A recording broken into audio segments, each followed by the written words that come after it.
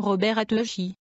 Jésus m'a révélé le grand mensonge de la théologie de la grâce que rien n'est un péché. Ils disent que nous devons simplement croire et qu'il n'y a rien d'autre que nous puissions faire. Ces théologiens qui parlent cela ne savent pas ce qu'est la grâce et n'y vivent pas. J'ai vu dans la vision un homme dans le noir, mais il était entouré d'un éclair qui illumina son corps et le fit briller. Il était enveloppé par la lumière même dans l'obscurité. Le Seigneur dit, « Ceci est la grâce, ma lumière dans la vie de ceux qui vivent ma parole. Serviteurs, tous ceux qui sont sous la grâce auront cette lumière qui est mon esprit dans leur vie. Ce sont leurs lampes allumées et remplies d'huile. Ceux qui vivent dans le péché ne sont pas dans la grâce mais dans les ténèbres. Ma grâce est égale à la lumière que vous avez vue dans la vie de l'homme de vision, les gens sur la terre. Je vais faire une prière pour faire suite au témoignage. Seigneur mon Dieu, beaucoup de personnes qui entendent ce témoignage ont des difficultés financières, d'autres passent des tests sur le mariage, les relations et la famille. Beaucoup de chrétiens pensent que leur vie spirituelle est révolue et que leurs ministères sont terminés. Les difficultés ont arrêté beaucoup. Mais le Seigneur est le Dieu qui renouvelle nos forces aujourd'hui. Les mariages et les relations ébranlées changeront et tout ce qui est déplacé retrouvera sa place comme avant. Le Seigneur Dieu vous mettra dans la bonne position et enlèvera les pierres qui perturbent nos vides. Beaucoup ont perdu cette guerre parce qu'ils avouent avec la bouche qu'ils sont chrétiens, mais leur attitude les condamne et les réprouve en tant qu'ouvriers du Seigneur. Mais le Seigneur Jésus convertit les cœurs durs et transforme ces vies en leur donnant une nouvelle forme. Il change le caractère de ces personnes et convertit vos intérieurs. Le changement de l'intérieur se reflétera sur tout votre corps et votre comportement. Laissez-les devenir une nouvelle créature de vérité et laissez les autres être étonnés de leur transformation. Je crois en la puissance changeante de Jésus qui change et transforme, tout comme Jésus a transformé l'eau en vin, car ce seront de nouveaux vaisseaux fabriqués par ton pouvoir. Amen. Je suis allé dans une maison prier pour une femme enceinte et j'ai vu dans la vision un démon à l'intérieur de son ventre. L'enfant n'était pas encore né, mais il y avait déjà un esprit maléfique qui gardait la compagnie de bébé. La force mâle partageait l'utérus avec cet enfant. J'ai chassé le mal du ventre de la femme. Du coup j'ai vu une brume noire sortir de son ventre et s'enfoncer au sol. J'ai demandé à la femme comment était sa vie. Elle m'a répondu qu'elle se disputait avec son mari et qu'il se disait des insultes, que chez elle, elle n'avait pas la paix, seulement la guerre. Elle et son mari ont commencé à souhaiter que l'enfant ne naisse pas vivant. Après qu'elle me l'ait dit, le lendemain, j'ai eu une vision. J'ai vu des démons obliger des couples chrétiens à se battre, pour les amener au divorce. Une guerre domestique induite par le démon dans la maison. Jésus Shoed me te vision of agrea spiritual var, te demon ver preparing to attack te xurch, te purpose of tivaroi ser interest in soul, te demon attaquet people who gathered in sur yuk xurch en odin no wantem in denomination tatog tem to live the gospel, te the Christian ver testet or alival kin te trut, mani dino resist te test en te régression. Les démons pouvaient faire sortir des croyants de l'Église et les amener dans le monde, mais quand les gens quittaient les vraies églises pour aller vers les fausses, les démons célébraient. J'ai vu une armée de démons bien organisée, ils avaient des stratégies et des plans pour détruire l'Église. Ils possédaient des armes de ténèbres pour atteindre l'Église. Ces démons ne veulent pas attaquer les églises profanes et rebelles, ils cherchent toujours dans les églises où les bergers prêchent la sainteté. C'est le troupeau qu'ils veulent attaquer. Si vous êtes le seul membre de votre église à avoir décidé de vivre la vérité, le diable vous cible à ce moment-là. Le diable ne s'inquiète pas pour le troupeau qui n'a pas abandonné ses manières tièdes et mondaines. Ceux qui n'ont pas renoncé au monde, Satan les considère comme vaincus. J'ai vu les légions entourant une église de prière. Ils ont continué à attendre que l'église se refroidisse pour fonctionner. L'un des membres de l'église était dans le péché et ne voulait pas quitter le monde. Il était à l'intérieur de l'église. Les démons le regardaient jusqu'à ce que l'un d'entre eux dise « Voici une occasion d'entrer dans l'église par lui ». Puis l'un des démons a possédé le garçon. Le but de ce démon était de provoquer la division et de détruire cette église à travers ce garçon. Une autre légion de démons possédait un théologien très sage et ils emmenèrent cet homme dans une église sérieuse. Le pasteur qui a vu ce théologien a été surpris par sa sagesse et a vu ses lettres de créance en tant qu'évêque. Le pasteur a donné des honneurs à cet évêque. Une église sanctifiée tombait dans le piège du diable. Vous avez besoin de la présence du Saint-Esprit chaque jour pour vaincre le monde. L'onction de Dieu vous enveloppera et vous donnera la force spirituelle de persévérer jusqu'à la fin. Sa lumière s'allumera avec cette huile qui se déverse sur vous par votre intimité et en priant le Saint-Esprit. L'intimité avec le Saint-Esprit recouvrira votre vie de gloire. Qu'il est bon d'avoir un contact avec le Saint-Esprit, en s'isolant du péché et en s'éloignant des illusions de ce monde frère. Le Saint-Esprit travaille de manière spéciale dans la vie de ceux qui donnent leur vie à Dieu.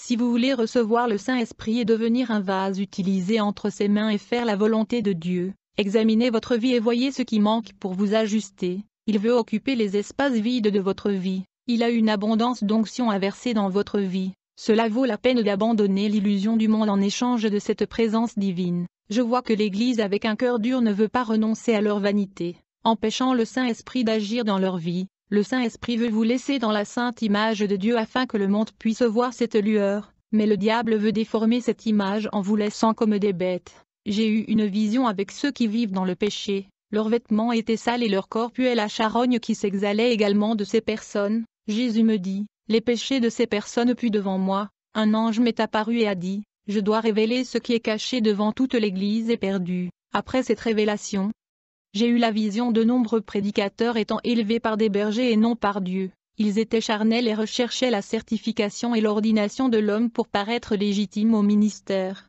Frères, Dieu qualifie un homme pour un ministère de sainteté. Nous ne devons pas prendre position pour faire la volonté du berger. Dieu peut vous oindre pour être son représentant sur terre et un ministre de l'Évangile. Ne vous attendez pas à l'onction des hommes. À travers ce témoin, je vois des gens qui ont une intimité avec le Saint-Esprit. Je vois des croyants apprendre à parler avec le Saint-Esprit et à comprendre sa volonté, en marchant dans la direction qu'il commande. Je vois Dieu ressusciter les gens de ses cendres. Jésus a dit, je demande seulement que le réservoir spirituel des croyants soit rempli d'huile abondante avant que je puisse l'enflammer. Les croyants doivent prier pour que les flammes restent allumées. Pour les saints qui continuent à grandir dans la grâce de mon esprit et non pas rétrograder dans leur vie spirituelle, j'ai de grandes promesses pour eux.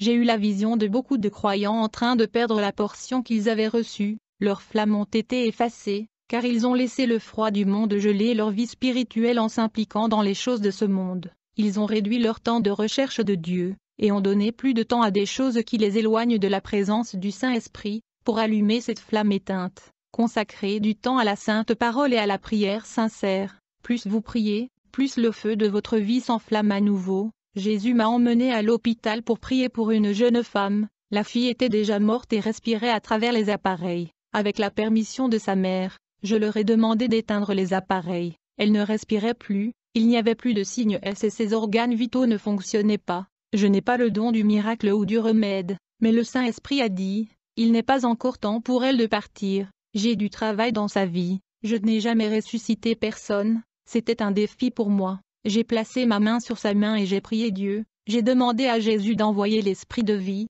La fille soupira et ouvrit les yeux, les médecins étaient émerveillés, la mère de la fille se réjouit, tous les médecins et le personnel de cet hôpital se sont réunis dans la salle et m'ont entendu prêcher l'Évangile. Beaucoup ont donné leur vie à Jésus par le miracle de la résurrection. Que le Seigneur élève tous ceux qui m'écoutent. Vous pouvez être utilisés, il n'y a aucune limite à l'onction disponible. Tout ce qui vient de Dieu est abondant, les puits éternels de la grâce sont remplis. La paix du Seigneur Jésus est dans chaque vie. J'ai été invité à prêcher la parole dans une église. Quand j'ai commencé à parler de la sainteté du corps, une femme évangéliste m'a attendu. Elle voulait arrêter ma prédication. Elle s'est levée du banc et a dit qu'elle ne croyait pas à mes paroles, m'accusant de parler d'hérésie. Cela s'est passé à la fin du service quand j'ai prié pour les personnes opprimées. Une femme a manifesté un démon et est tombée par terre. J'ai regardé la femme évangéliste et lui a dit, « Vous dites que je prêche des hérésies parce que vous ne voulez pas abandonner les maquillages, vous avez besoin de libération. » Elle me dit, « Je suis déjà libérée par le sang de Jésus et je ne tombe jamais dans une oppression démoniaque dans une église. »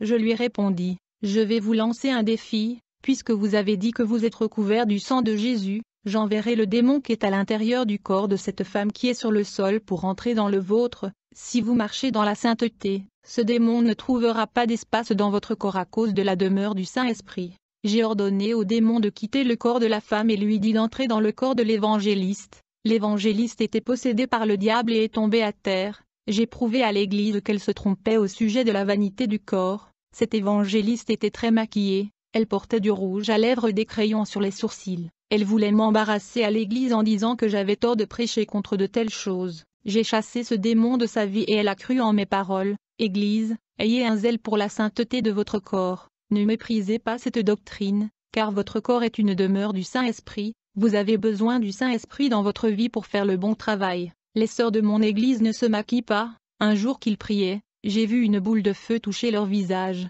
L'onction du Saint-Esprit a éclairé le visage des sœurs par un feu ardent. La brillance de Saint-Esprit est le meilleur maquillage qui soit. J'ai vu le Saint-Esprit laisser le visage des sœurs beau, les lumières les rendant plus beaux que quand elles étaient maquillées. J'ai aussi vu les visages de femmes croyantes en maquillage brûlant comme un feu de l'enfer. C'était dans une vision que j'avais quand j'ai regardé dans les visages de certains croyants spirituellement. Leurs visages étaient déformés et ressemblaient à ceux de Freddy Krueger. J'ai vu la poudre de maquillage qu'ils ont mis sur leur visage se transformant en microbes noirs. Ces microbes sont entrés dans leur visage et ont provoqué des cloques et une inflammation. En conséquence, leur visage a développé des écailles de crocodile et ont été percés de trous correspondant à une épingle. Les larves qui entraient dans les petits trous de leur visage étaient des démons. Ces démons de la taille d'un microbe sont également entrés par les couronnes velues des sœurs qui teignent les cheveux. Tout cela était un moyen par lequel les démons sont entrés pour posséder leur corps. Une femme qui a teint ses cheveux était possédée par plusieurs petits démons qui sont entrés dans sa couronne poilue.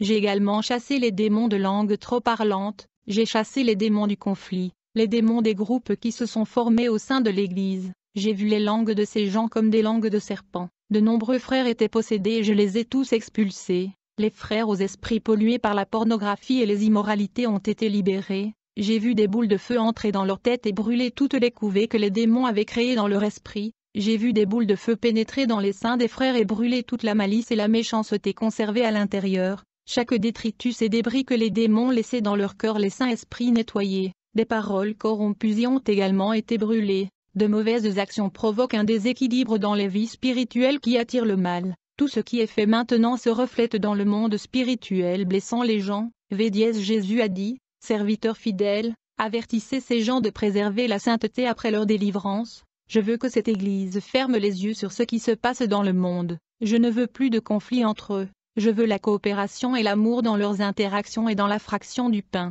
Je veux voir cette Église unie dans un esprit et transformée en un rocher inébranlable. Dites-leur que s'ils obéissent à ma parole, ils ne se verront jamais refuser aucune ressource spirituelle du ciel, et je verserai toujours mon renouveau dans leur vie. Je veux allumer les flammes quand elles échouent, et je serai leur force dans les moments difficiles. Je veux que tu grandisses spirituellement et que tu travailles activement. Ceux qui suivent ma parole ne mourront pas spirituellement. La décision de se sanctifier est entre les mains de l'Église. À ceux qui obéissent, je les soutiendrai en ma présence et je serai la solution à leurs problèmes. Lorsque j'ai transmis ces révélations à l'Église, le peuple s'est réjoui et le ciel est descendu en eux. J'ai vu un bruit de vent entrer dans les quatre coins de l'Église. C'est la présence du Saint-Esprit qui a rempli cet endroit.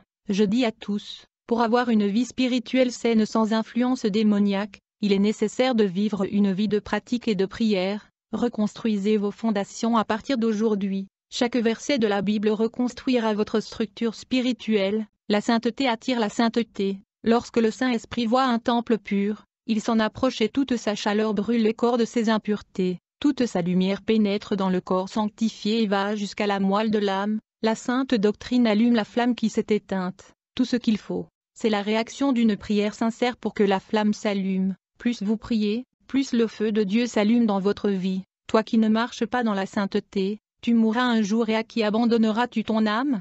Un faux pasteur. J'ai rencontré un pasteur nommé Adorjan et sa femme Agnès. Ils m'ont bien accueilli dans leur église et ma femme. Quand je suis entré à la maison, j'ai commencé à prier Dieu. Mon esprit a quitté le corps et est allé avec l'ange. L'ange m'a emmené chez le pasteur Adorjan et m'a montré plusieurs péchés qu'il avait commis chez lui. L'ange a dit, le même péché qu'il fait, son église le fait aussi parce qu'il les encourage. Il oblige l'église à commettre des péchés. L'ange m'a emmené à l'intérieur de l'église d'Adorjan. Au sommet de la chaire, j'ai vu des abominations, des objets mystiques et des symboles sataniques écrits sur le sol de l'autel. Ce que l'ange m'a dit à propos du pasteur Adorjan était terrible. Je conseille à tous, demandez au Saint-Esprit de montrer quel genre d'homme est votre pasteur. Demandez la révélation, frère. Il est impératif de connaître le tas d'âme de ceux qui sont nos leaders et travaillent pour nous et qui sont sur vous dans le Seigneur. L'ange m'a amené près de la maison d'une femme. Son nom est Ilka, une servante de Dieu. Je ne suis pas entré chez elle. J'étais avec l'ange à 10 mètres. Elle a prié avec ferveur. Je pouvais la voir au-delà des murs. J'ai vu sa maison entourée avec un mur de feu. Un démon poilu encercla sa maison loin du mur de feu. Quand elle a cessé de prier, le feu s'est estompé et le démon a commencé à s'approcher de sa maison. Alors qu'elle commençait à prier, le diable s'est éloigné de sa maison, car la flamme était allumée. Elle s'est élevée. L'ange a dit, Lorsque vous rencontrez cette femme, dites-lui de ne pas arrêter de prier. L'ange m'a emmené à la maison du frère Andra, de l'église du pasteur Adorjan. J'ai vu des objets sacrés à l'intérieur de la maison de frère Andra.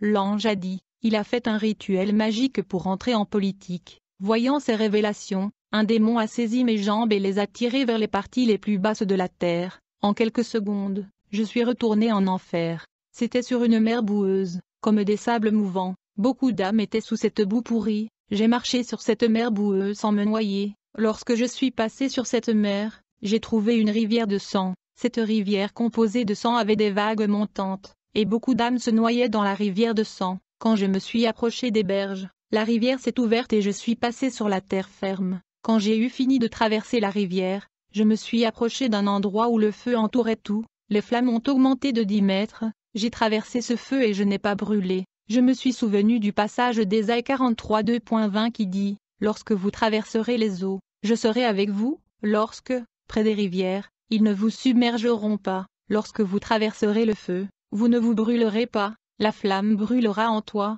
Quand je suis passé par le feu de l'enfer, l'ange m'attendait et a amené mon âme sur la terre. L'autre jour, je suis allé chez le pasteur Adorjan.